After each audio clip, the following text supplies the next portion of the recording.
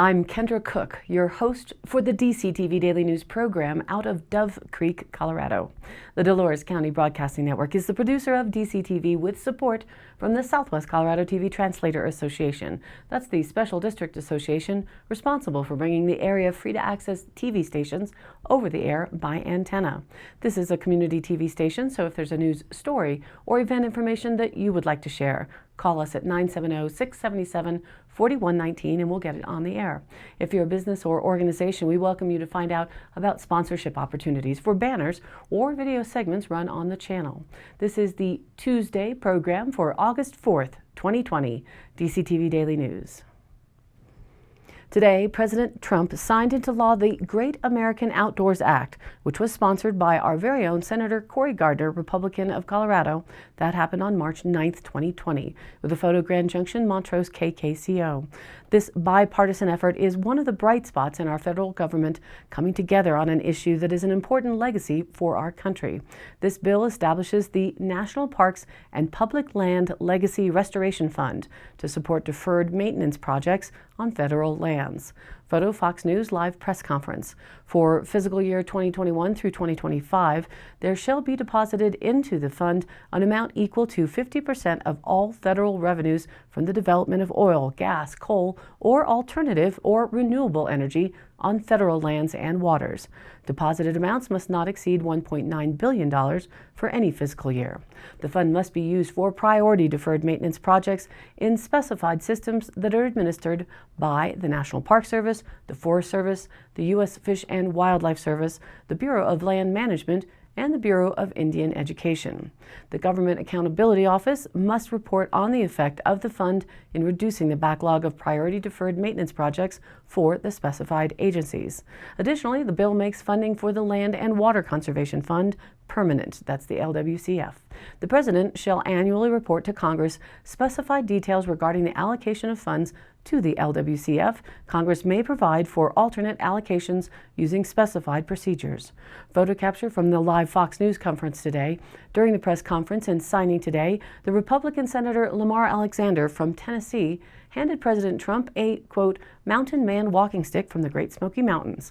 As Trump walked with it out of the room, it truly harkened back to when Theodore Roosevelt issued his expression, a very famous expression, mostly attributed to foreign policy, and may well have roots back to Western Africa, or the phrase may even have much earlier origins, and that phrase is, speak softly and carry a big stick. A visual tie-in to Teddy Roosevelt's legacy of the national land system. The phrase was used when the Panama Canal was being pushed through in 1903. Not sure how many out there also know that the, quote, teddy bear was named after Teddy Roosevelt. According to NPS.gov, it all began when Theodore Roosevelt was on a bear hunting trip near Onward, Mississippi, November 14, 1902. Mississippi's Governor Andrew H. Longino had invited him, but unlike other hunters in the group, Theodore had not located a single bear. Roosevelt's assistants, led by Holt Collier, a born slave and former Confederate cavalryman, cornered and tied a black bear to a willow tree. They summoned Roosevelt and suggested that he shoot it. Viewing this as extremely unsportsmanlike, Roosevelt refused to shoot the bear. The news of this event spread quickly through newspaper articles across the country. The articles recounted the story of the president who refused to shoot a bear. However, it was not just any president, it was Theodore Roosevelt, the big game hunter. Just a little Tuesday Newsday tidbit, and this is the cartoon that went in a lot of the papers at the time. And now let's take a look at the local weather ahead.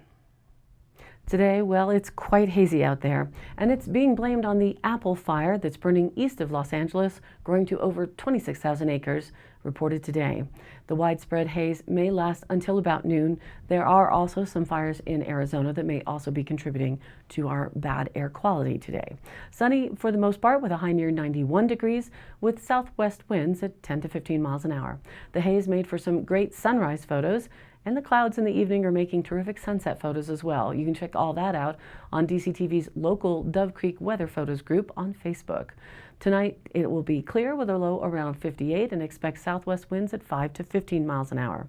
For Wednesday, a sunny day with a high near 88 degrees, southeast winds 10 to 15 miles an hour, with Wednesday night mostly clear and a low around 58 with south winds 10 to 15 miles decreasing to 5 to 10 miles an hour.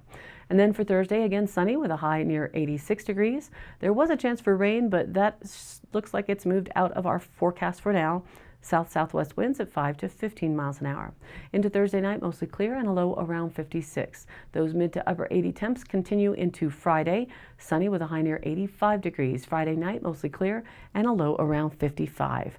The weekend's looking to be nice, hot summer days with Saturday sunny and a high near 87, with Saturday night clear, mostly with a low around 55, and Sunday sunny with a high near 87 degrees. Sunday night, mostly clear and a low around 56. And now, back to the news. The Journal added an article on the local area CBD market. Jim Mimiaga also took the photo. A Dolores family found a new business in growing hemp, and their harvest also eases the owner's multiple sclerosis symptoms.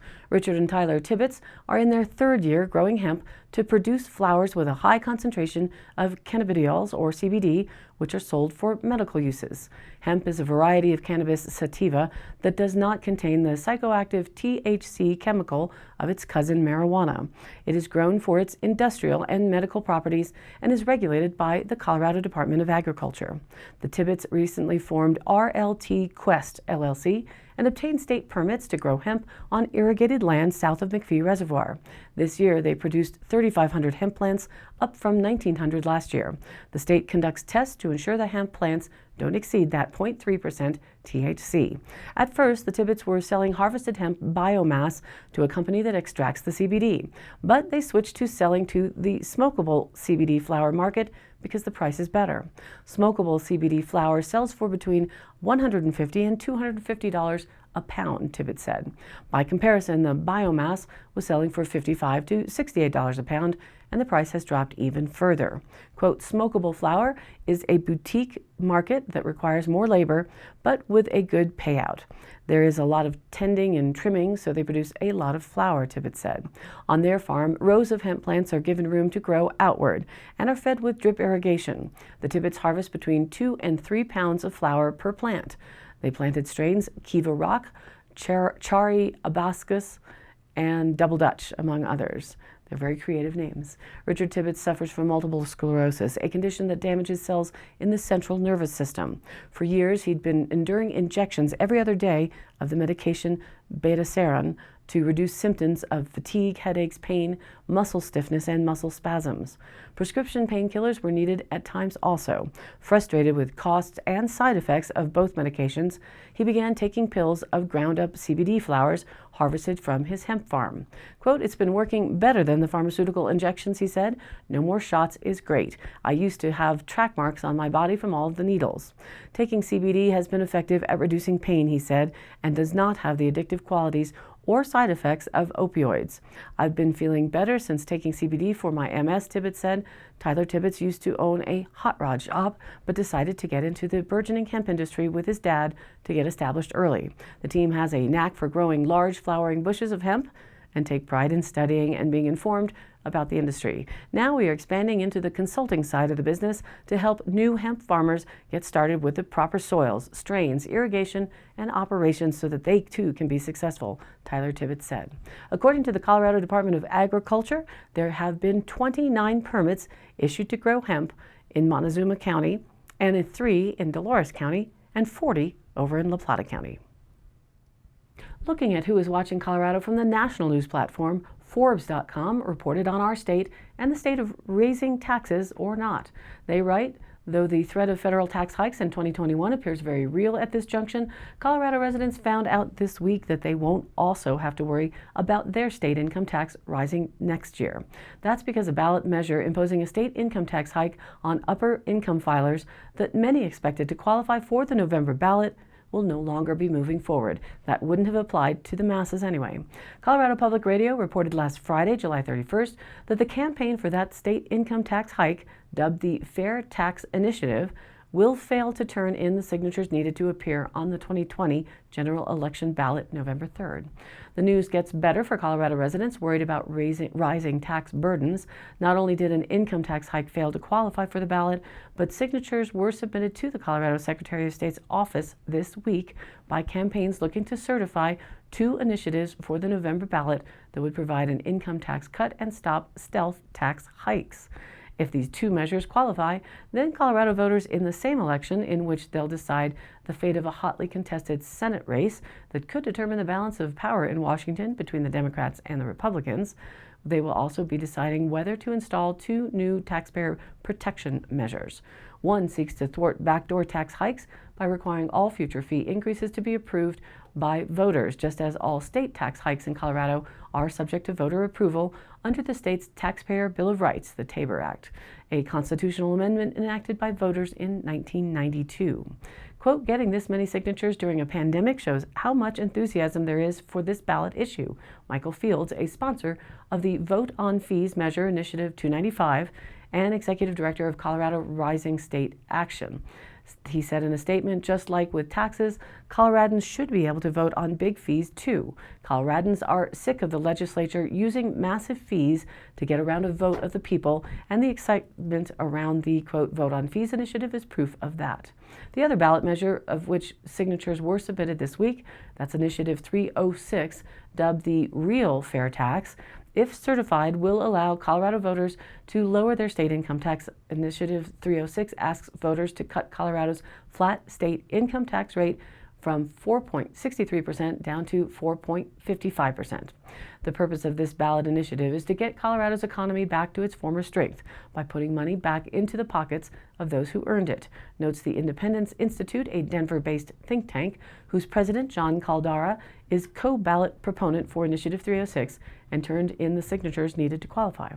According to IRS data, more than 495,000 sole proprietors in Colorado filed under the individual income tax system in 2017, as did more than 231,000 S-Corp and partnership owners.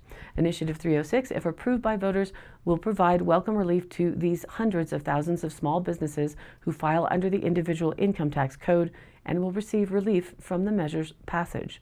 Colorado Governor Jared Polis, a Democrat, hasn't weighed in on either Initiative 306 or Initiative 295, but he has made comments in the recent past that are consistent with support for reducing Colorado's flat income tax rate. It's unlikely that Democrats in the Colorado State Legislature will endorse either the income tax cut or the Vote on Fees measures, as fee hikes have proven to be a popular mechanism by which state legislators circumvent Colorado's Taxpayers' Bill of Rights and its requirements that all tax hikes be put to a vote of the people. Census takers will soon begin visiting households that have not responded to the 2020 census so far.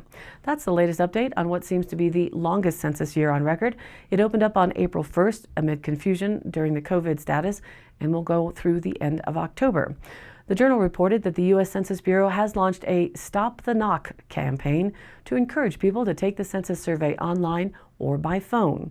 The campaign to participate electronically was launched because many people hesitate to answer the door during the COVID-19 pandemic. And around here, probably all the time. To keep a census enumerator keep them from knocking on your door, complete the census online at 2020census.gov. Fill out that and return the form to the mail or call the number 844-330-2020. That's 844-330-2020. Spanish speakers can call 844-468-2020. Census workers will be visiting homes beginning August 11th. Quote, let's all be civic-minded and do our part because being counted in the census helps tax dollars come back to our community in the form of public services. That was said by Karen Sheik, the co-chair of the Montezuma County Complete Count Survey. Community members also can be counted at a census booth at the Montezuma County Fair from 9 a.m. to 5:30 p.m. And here in Dolores County, the Commissioner's Office noted that a representative should be in Rico at the Enterprise Bar outside the bar at some time this week with additional information for those who have not yet participated up in Rico. And in Dove Creek on Friday, August 7th, there will be information at the Dolores County Fair at the fairgrounds, 4 miles west of town. There will also be information and handouts at the Dove Creek Schools Ice Cream Social, which should be held in town on the 17th of August. The census is conducted once a decade to gather population data across the United States. The numbers collected dictate funding allocations and districting for congressional representation. Specifically, census data determines funding allocations for services such as affordable housing programs, school lunch programs, Medicaid, roads, parks and trails, firefighters, economic development, and senior supports. The results also will inform how hundreds of billions of dollars in federal funding are allocated to more than 100 programs, including Medicaid, Head Start, block grants for community mental health services, public transportation, housing assistance, and the Supplemental Nutrition Assistance Program, or SNAP. According to the state of Colorado, about $880 billion in federal funding is allocated nationwide based on census counts. In Colorado, this comes out to be about $13 billion annually, or an estimated $2,300 per person. Every census response calculates to direct funding for the county, she said, so taking 10 minutes is a great investment in your community. As of July 30th, Montezuma County's 66.1% self-response rate was the highest in southwest Colorado.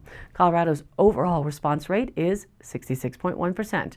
Other response rates include from La Plata County, 56.6%, next Dolores County, 40.8%, Archuleta County, 39.3%, San Miguel, 31.1%, and San Juan County at 26%. The Ute Mountain Tribe has a response rate of 27%, and the Southern Utes at 46.8%, and the Navajo Nation down only at 13.4%. For cities, Cortez leads the way with 67.6% response rate. Following up Cortez are Ophir in Colorado State, and that's at 66.2%, Durango at 63.1%, Dove Creek at 55.1%, Mancos at 53.1%, the town of Dolores at 48.5%, Pagosa Springs at 36.3%, Silverton at 33.8%, Rico at 30.2%, and Telluride at 25.8%. Quote, "It's not too late to fill out the census online or by phone," said Doug Roth, co-chair of Montezuma County Complete County Committee. That way, a census worker will not come to your house and knock on your door, and at least that is what everyone hopes. Although personally, I filled out the census back online in April and had a bag dropped off at the end of my driveway in late May. They say the more people counted locally, the more federal tax dollars you paid are returned to support your local community.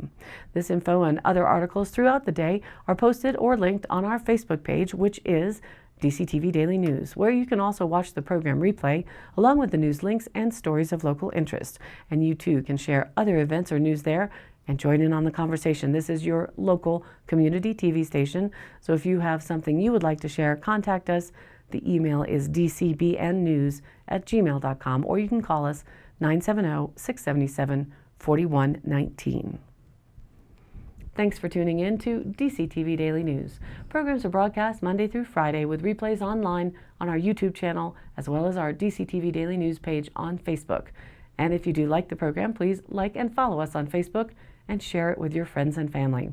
This has been a production of DCTV for the DCTV Daily News program out of Dove Creek, Colorado, USA. I'm Kendra Cook. Again, thank you for watching.